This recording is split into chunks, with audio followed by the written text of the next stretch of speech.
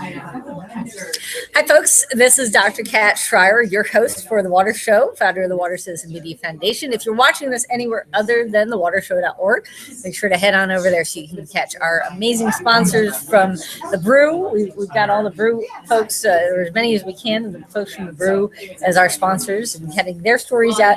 But what we're doing is our Water Show special edition for the Water Summit here in Milwaukee, one of our favorite conferences. And we're here today with Maureen Stapleton, General Manager for San Diego County Water Authority. And we actually just had a little clarification here in terms of San Diego County Water Authority versus the City of San Diego. So Marcy Steyer is also someone that we talk to quite often on some of the issues that are being dealt with down in San Diego.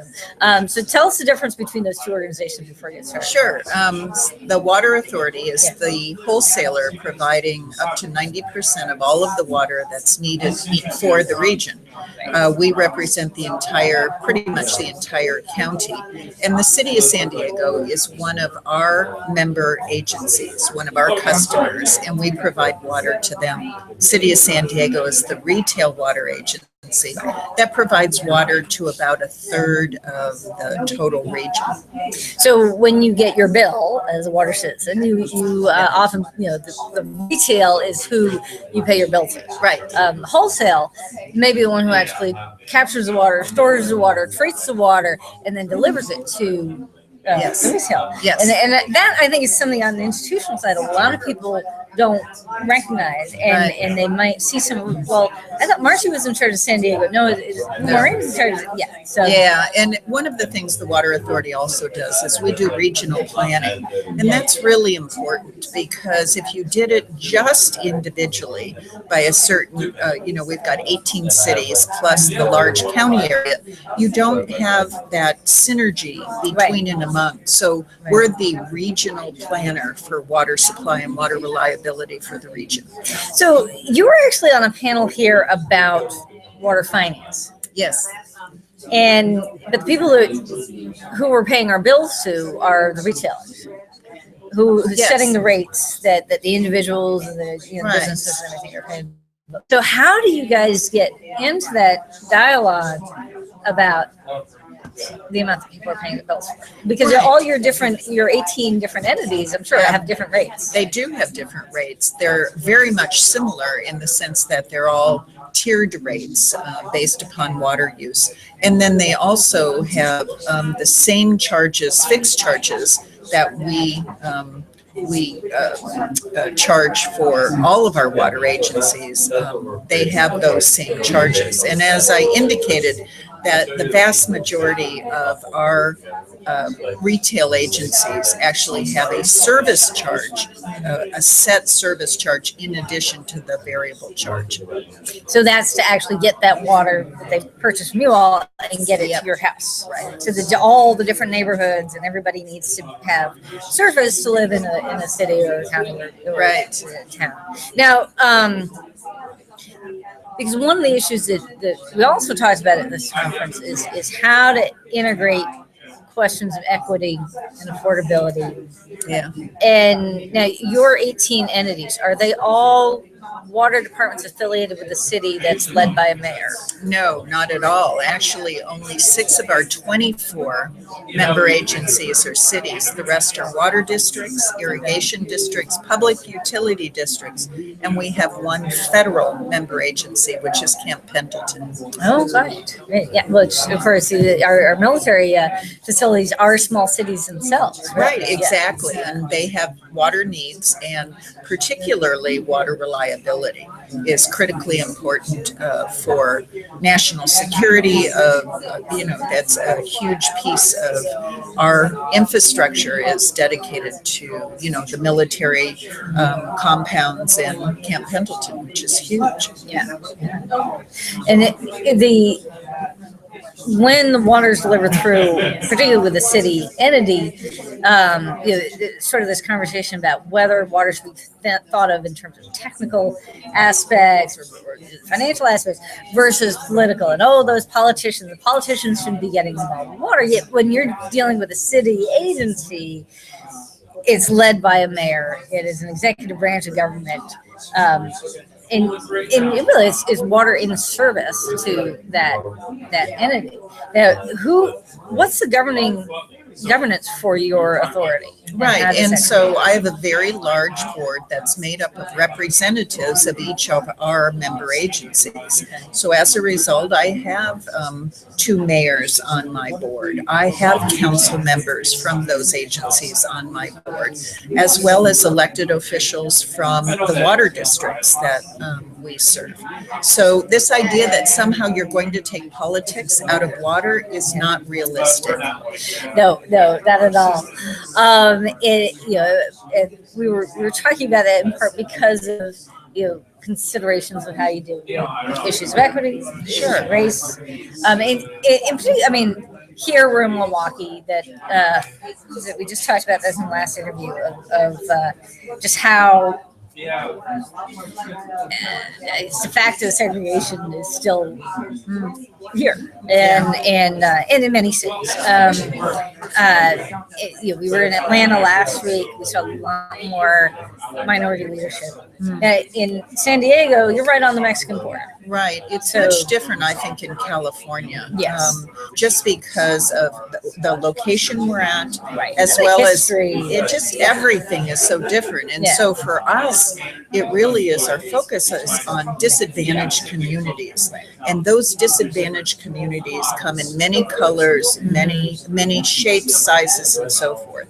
And I think you have to look at it that way. It doesn't matter what the person of color is. It's that it's the end user, our customer, that has a challenge or a need. And that's what I think we need to focus on in water. Yeah.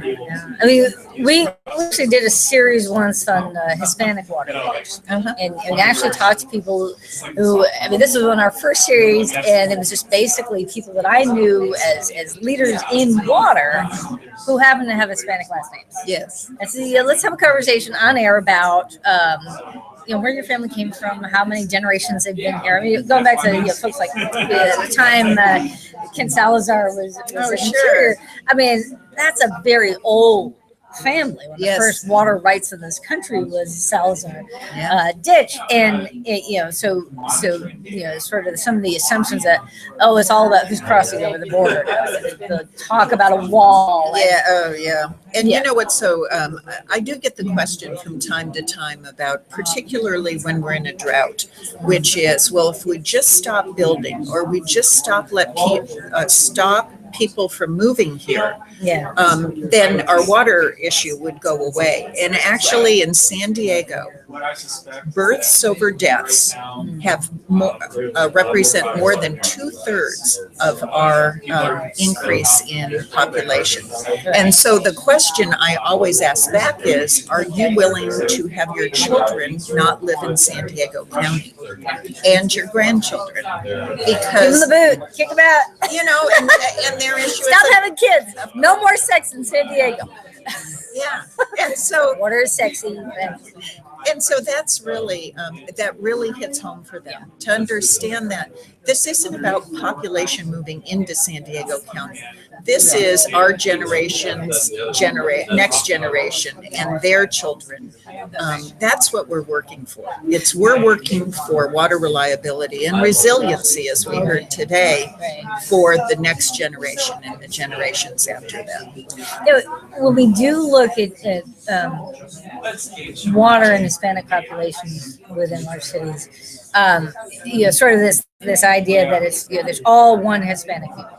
And there's so many different perspectives on water, but Costa Rica, El Salvador, Peru, I mean, very different cultures and histories and ways of dealing with it. And questions like, and this came up with our interview with Albert Robles, the idea of whether people are drinking bottled water because they come from a country where you can't drink out of tap, and maybe getting really bad water that's been stuck in a bottle, and where they would actually be safer drinking out of tap.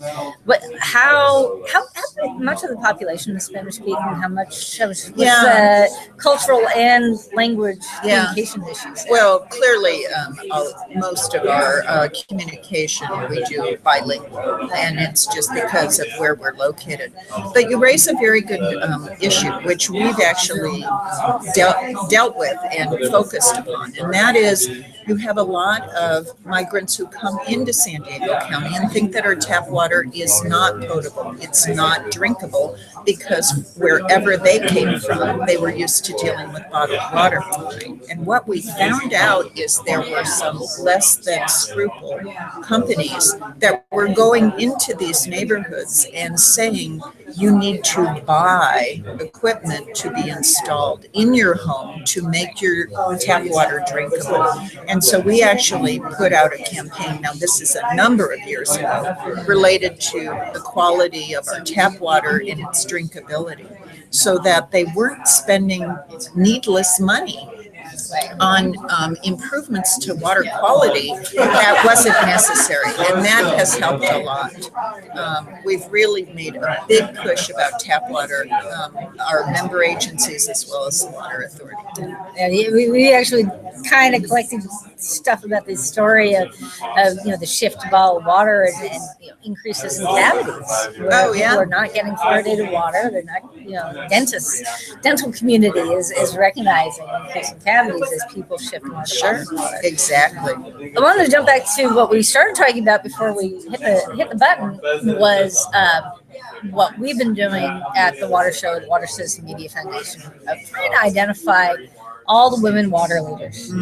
Having come from a conversation we had years ago with Pat Mulroy, and her history is the first, perhaps, head of a, well, who was first? You were Pat. She was already in office when you Pat came, yes. Pat she was months before I was. Months? I think so. Wow, so it was pretty close. Oh, yes, very much so. Yeah. Now, so tell us about that.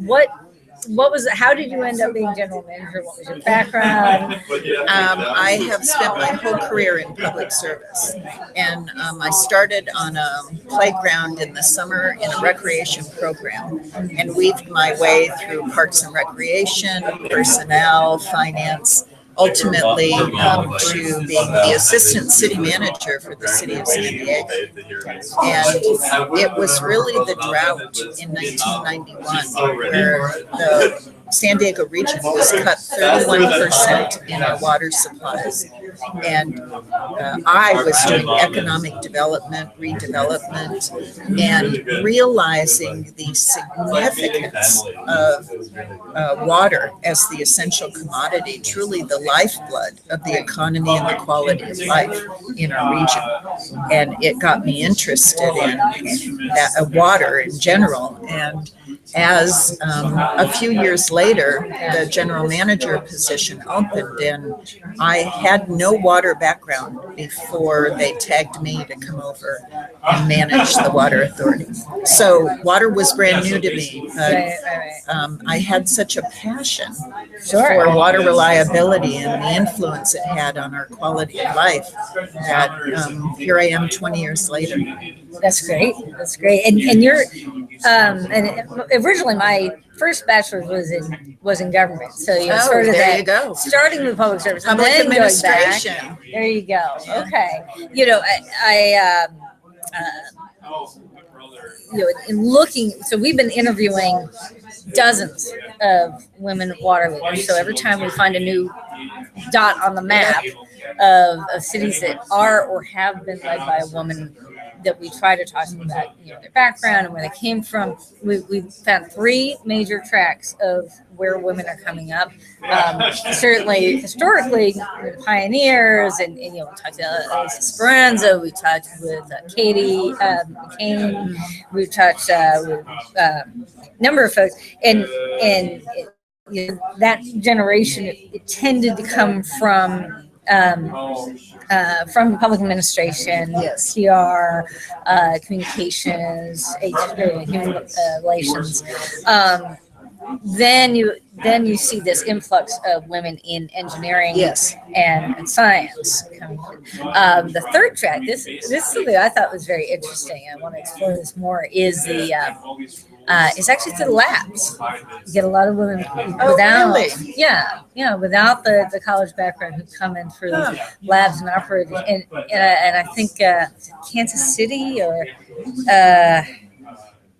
I see her. I'll see her next week at ACE. I'm sure. Long gray hair. Anyway, I'll try to remember her name later and talk to her again because really interesting story that having been in the labs, having been one of the guys for so many years. Yes. When she was tapped for that top position, it was like, oh yeah, sure, no problem. There was no question. There was no big to do about that. Well, I think that, as the baby boomers continue to retire, I think you're going to see fundamentally changes in the diversity and the makeup of the next wave of leaders and managers in water. Certainly, we're seeing it in our senior manager level, much greater diversity in all departments. And, those are our future leaders, and that is who's going to lead the organizations. Well, and I think it's so important for us in the industry to recognize it. Yes, it's important to go talk to the seventh graders. And Rich Reeson just gave the classic story of, 7-year-old grandkid came in and told me to turn off the water. Great, fine. And who's here in the room at these events? How are we doing our professional development as leaders in the organization to say, who's going to follow my footsteps when I retire? I think it's part of the obligation of any qualified manager is to think about their successors and have robust succession plans for their organization. And that is, you want children and you want college students to be interested in water and public service, which, as you know, was not a sexy job 10 years ago. And so from that standpoint, I think that it is our obligation as the leaders, the industry's leaders, to make sure we educate children. We have an award-winning education program we've had for probably 25 years to ensure that our junior high and high school students are interested in. We do a science fair and actually award them money, and they come and explain their projects to our board of directors, and it's fabulous. And then we have apprenticeship and intern programs for both our community college and our four-year college students. And our professional development in the industry, especially going in next week, biggest conference for the drinking water industry, American Water Works Association, ACE. So often, the women's session as well, it's just a networking session. We don't want to have any technical papers about how many women are in leadership or what are the barriers or glass ceiling or any of this other stuff. Let's just have that be a networking event. There's a diversity committee.